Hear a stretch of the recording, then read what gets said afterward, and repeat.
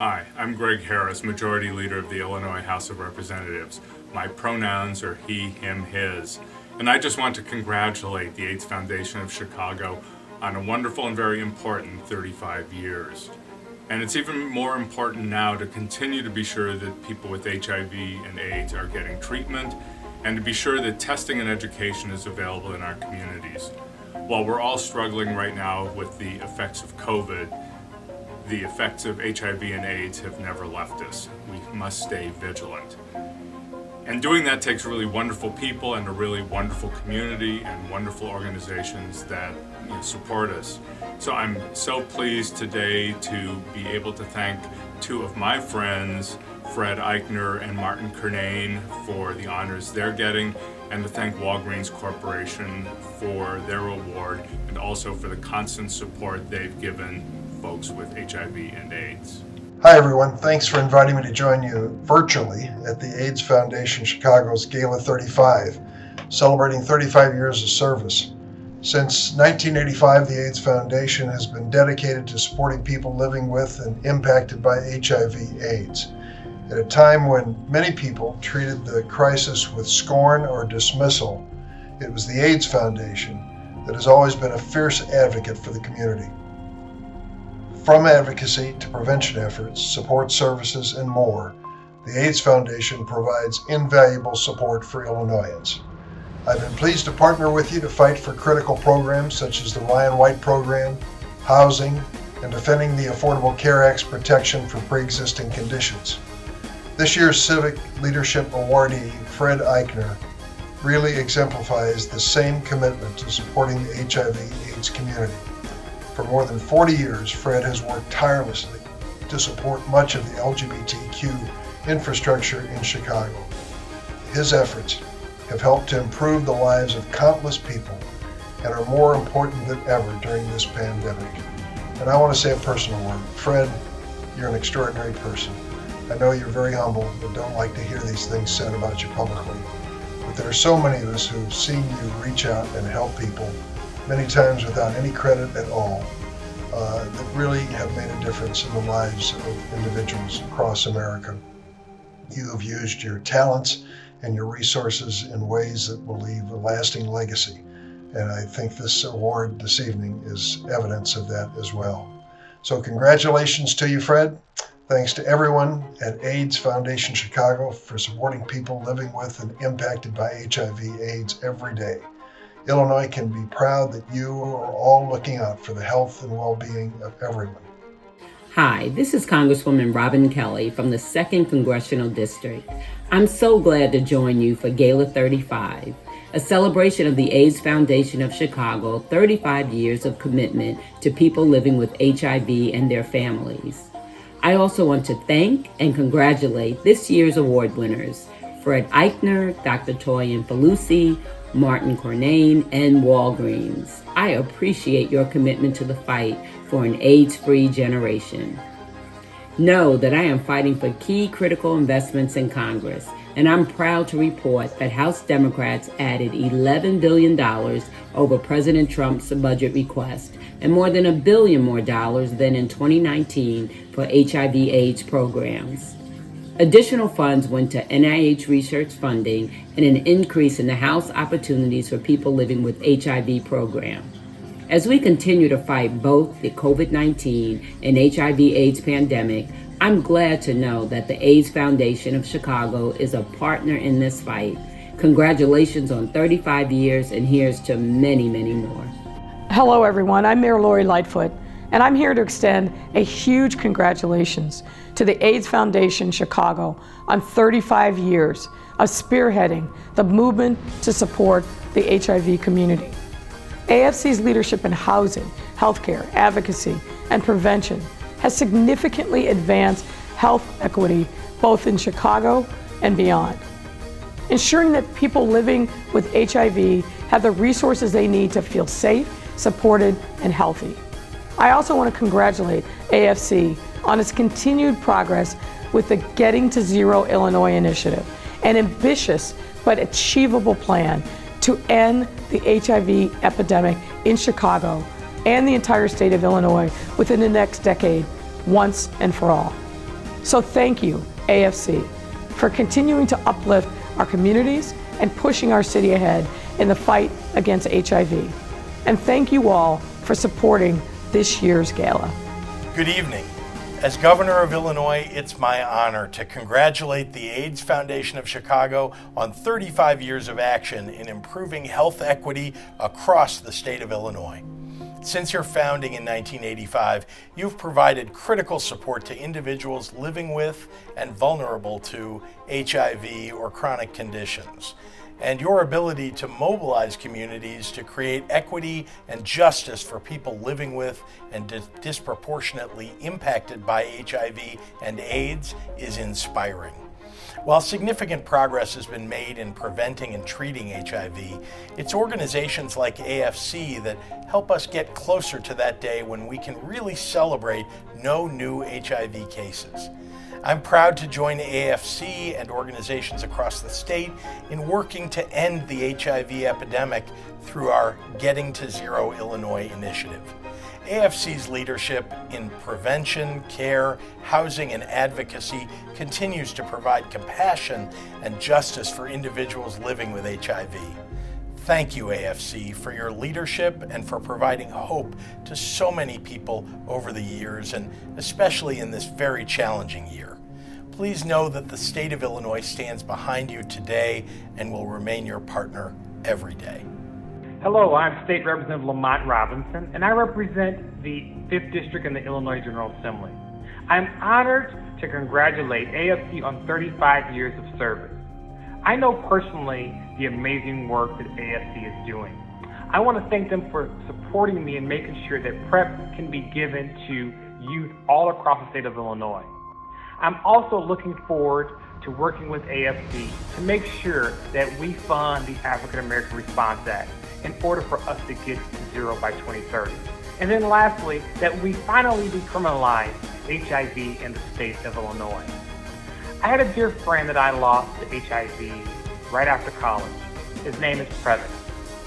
Previn is the reason that I look forward to working alongside of AFC to get to zero by 2030. Thank you, AFC, for all of your hard work. Those elected officials are familiar faces to many on AFC's policy and advocacy team, who work to improve services for and protect the rights of people living with and vulnerable to HIV. The team mobilizes advocates as well as works to dismantle systems like racism that harm people living with HIV and fuel the epidemic by exacerbating health inequities.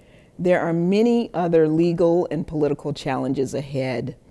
And to guide us through them, here's AFC's policy and advocacy team with more. Thank you so much for that marvelous introduction, Kim. Thank you so much for joining us this evening. My name is Timothy Jackson. My pronouns are he, him, and his, and I am pleased to serve as the Director of Government Relations here at AFC. Good evening, everybody. My name is Aisha Davis. My pronouns are she, her, and hers, and I serve as the Director of Policy at AIDS Foundation Chicago. We're thrilled to have you all here with us tonight. We're also very happy to have all the Gala35 attendees with us next to our lovely fireplace for a special policy and advocacy fireside chat this evening. Our team hosts this series of regularly occurring conversations to communicate with our community and to give updates on our work. Tonight, we're covering 3 topics: the election results and how it impacts AFC, our lawsuit with Lambda Legal, and some federal and local policy updates.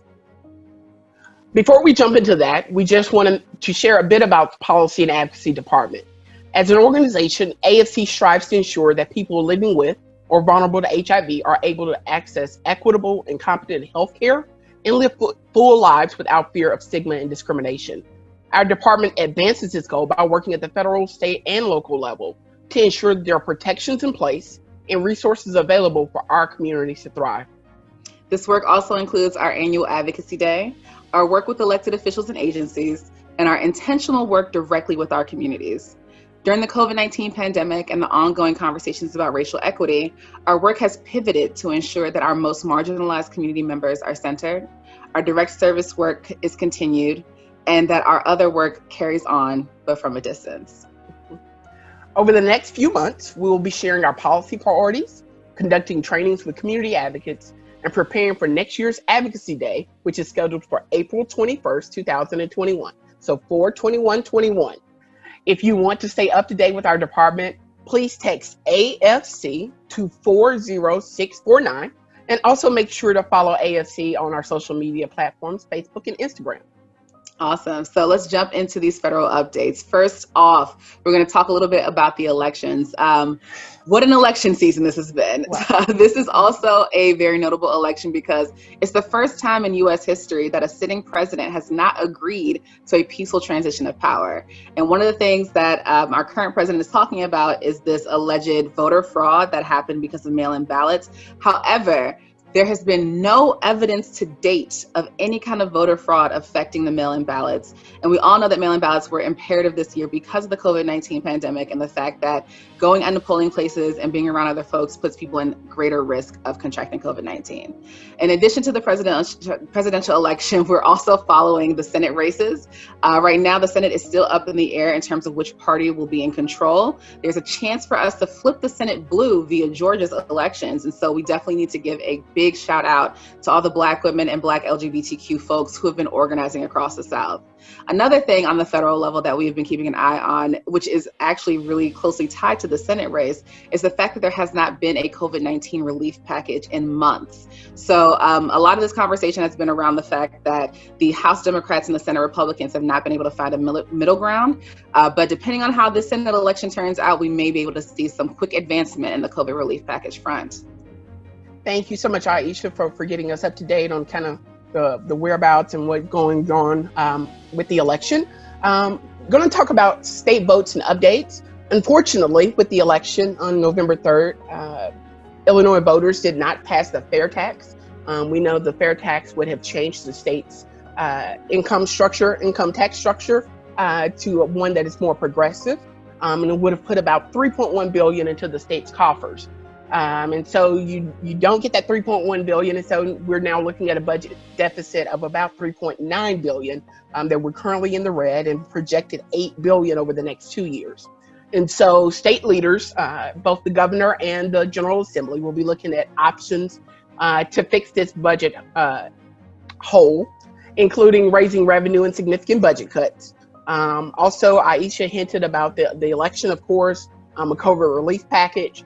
There's thoughts that if the Democrats were to take over the Senate, that there could be COVID relief coming to state and local governments to help out with their budget shortfalls. And so that's the reason why that is important as well. We know that the state has already borrowed $1.2 billion from the Federal Reserve, with a possible borrowing of an additional $5 billion if no money from Congress comes. So we will definitely be keeping an eye on that. Another thing that we're following is that legislative leaders decided to cancel veto session, which was supposed to start earlier this week on the 17th. One big thing that came out of that is, unfortunately, because they have canceled veto session, that there won't be any discussion about the criminal justice omnibus package that the leaders of the Legislative Black Caucus were working on. But they are hopeful that that discussion and subsequent votes will take place in the spring session of the General Assembly. Awesome. Now let's talk about the courts. So earlier last week, I should say, the Supreme Court heard arguments in the Affordable Care case. So the Affordable Care Act case has been working its way up to the Supreme Court over the past couple of years. And during the oral arguments, there were some questions from conservative judges that alluded to the possibility of severability in this case. So in one of the earlier fireside chats, we talked about what severability would mean. And it basically just is a doctrine that, if used, would delete or remove the section or portion of the Affordable Care Act that is seen as unconstitutional, as opposed to getting rid of the entire Affordable Care Act. So obviously, our hope is that none of it is found unconstitutional and that we get to take the entire Affordable Care Act as it is forward. However, if there is something stricken down, we're hopeful that it will just be a portion of the Affordable Care Act as opposed to the entire act itself, especially in the middle of a pandemic when folks are becoming more and more reliant on healthcare systems and need to be able to access healthcare. In addition, for the court's update, we are also one of numerous parties to a lambda legal case that is opposing an executive order from President Trump that would prevent trainings that discuss anti-racist doctrines like critical race theory or intersectionality. This is an important conversation for AFC and definitely something that we're very proud to be a part of, because we know that ending the epidemic means that we must be able to center our most marginalized communities. That includes Black and Latinx queer folks, that includes cis and transgender women, especially Black and Latinx trans women. And right now, while we're in the middle of Trans Awareness Week, and with tomorrow being Trans Day of Remembrance, we must understand and appreciate the fact that these conversations are necessary for us to not only educate our communities, but also to make sure that we're putting in place the policies that will benefit every single one of us, not just the most privileged of us. So we'll definitely keep you posted on how this Lambda case progresses, and hopefully we will see a change in that executive order sooner than later. Thank you so much, Aisha, and thank you to all of you all for joining us to learn more about our ongoing work on these critical issues and so much more. To keep the conversation going, please tune in for our next Policy Fireside Chat that is scheduled for tomorrow at noon, and it will be streamed live on AFC's Facebook page, and we hope to see you there. So with that, we thank you for joining us and hope that you have a great evening. Bye, y'all. Bye, everybody. My name is ERWIN and my pronouns are he, him, his. I am the Director of Corporate and Foundation Relations at AFC. It's my pleasure to present the Corporate Leadership Award to Walgreens. Walgreens has partnered with AFC for over 30 years, and our partnership is powerful. Walgreens supports our prevention initiatives, provides financial and educational support, and is a proud corporate supporter of World of Chocolate, tonight's event, and our annual World AIDS Day event. Walgreens employees have served on our board, they've also served as associate board members, and they've engaged throughout the history of our organization. Walgreens' continued focus on HIV begins in the pharmacy, where specially trained pharmacists provide stigma-free expertise to address clinical needs and barriers to adherence for individuals living with and vulnerable to HIV. Walgreens' contributions to the HIV community are demonstrated through HIV testing and education. In the wake of COVID, their 2020 National HIV Testing Day event, in partnership with Greater Than AIDS, was replaced with a free HIV self-test program, wherein Walgreens provided a donation for the purchase of 9,000 VoriQuick in-home test kits to be distributed to community partners across the United States. This is just one of the many ways Walgreens shows its commitment to the HIV community. Through building innovative paths to wellness even under the most trying of circumstances. I am honored to present the Gala35 Corporate Leadership Award to Walgreens. Hi, I'm John Stanley, the president of Walgreens.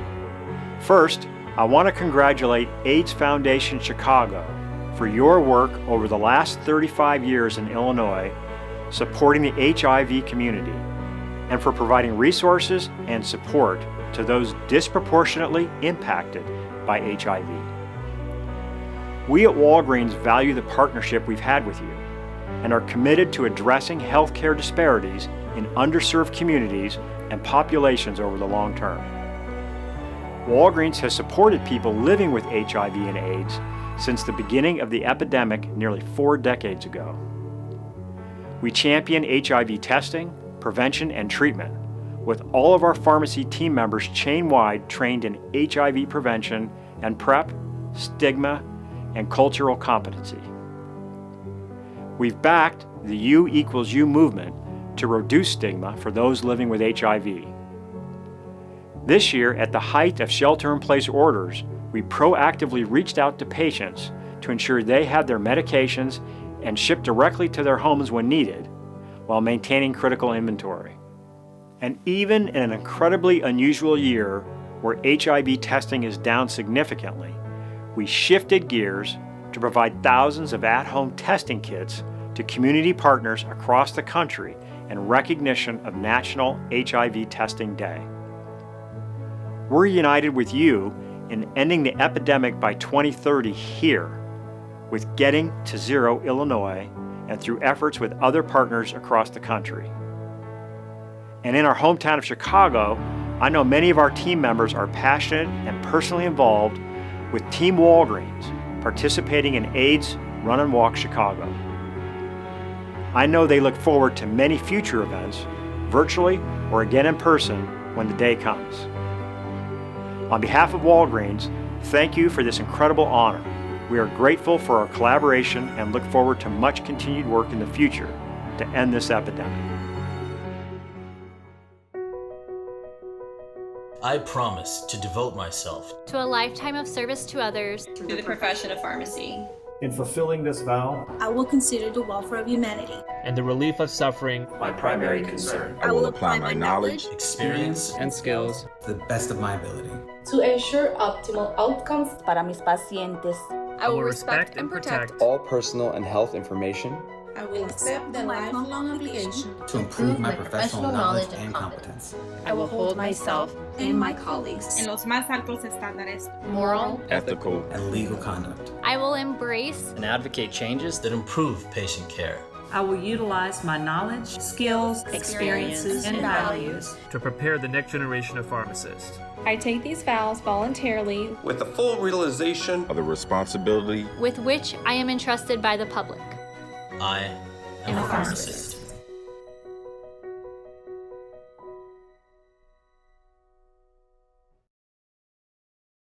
Next, I want to introduce you to a longtime ally of AFC's, 44th Ward Alderman Tom Tunney. Alderman Tunney has a strong track record of support for LGBTQ+ Chicagoans in his ward and across Chicago during his 17-year-long tenure.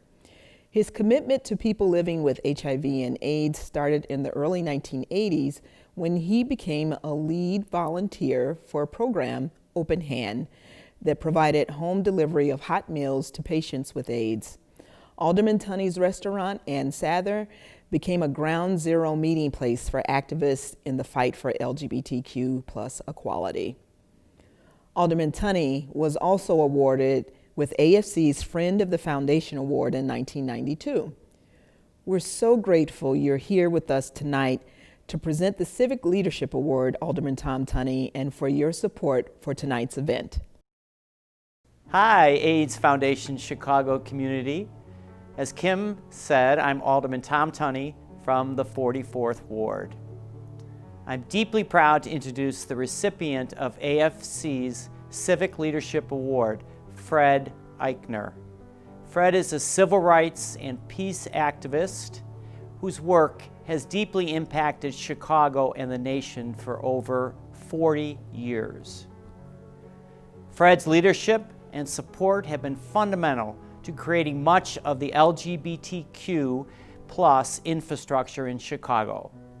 He has brought that same passion for civic leadership to Chicago's HIV community as well. He has shown his commitment to the cause in many ways, particularly in his long-standing relationship with the AIDS Foundation of Chicago.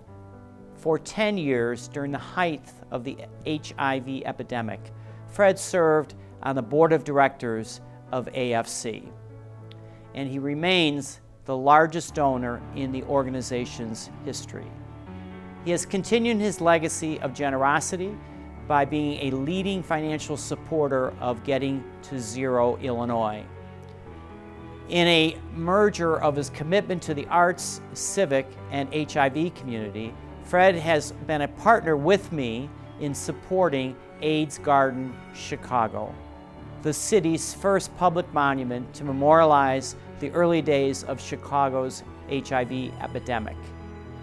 AIDS Garden Chicago, with its iconic Keith Haring sculpture, will forever exist as an enduring space for us to remember the past and build on the future of our movement.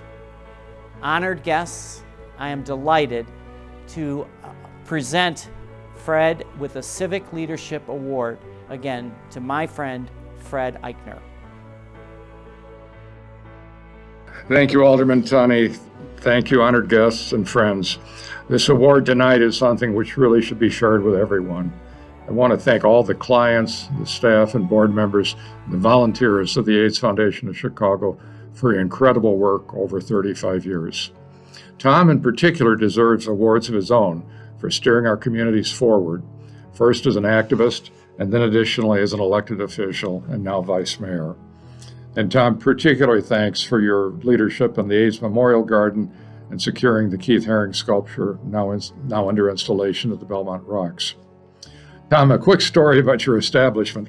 I did arrive on Belmont Avenue a number of years before you and started newsweb printing across the street from Ann Sather down the alley.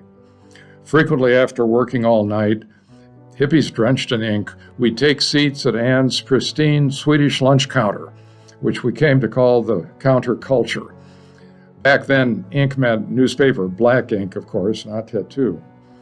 Ann finally one day took me aside and said she very politely appreciated our business, but she'd appreciate it much more if we scrubbed down and took showers before we came over for breakfast. In 1980, our friends started getting sick and dying.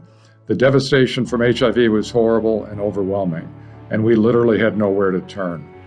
Ronald Reagan was elected president that year and could not even be bothered to say gay cancer or immune deficiency or HIV for the first 4 years of the epidemic.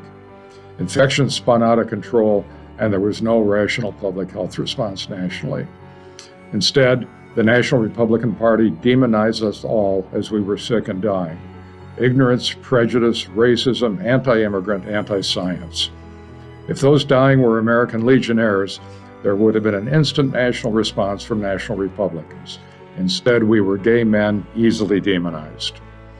We had to fight back. We had to figure our way out of it. We had to build alliances. We had to find our friends.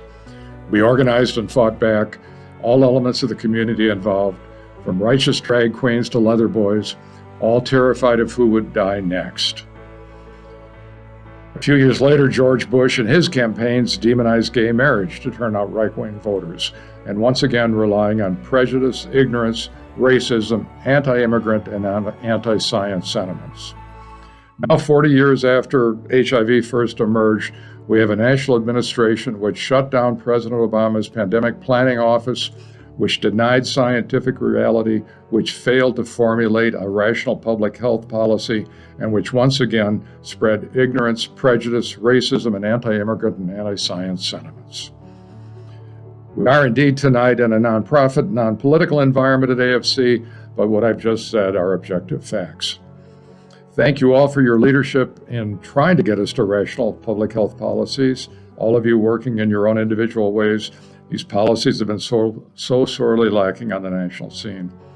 And for everyone at AFC, heartiest congratulations on your Getting to Zero campaign. It's incredibly important work. To each and every one of you, keep up the fight, never give up. And as Dan Savage says, it does get better. I certainly hope so. All of you be well, stay healthy, and thanks again.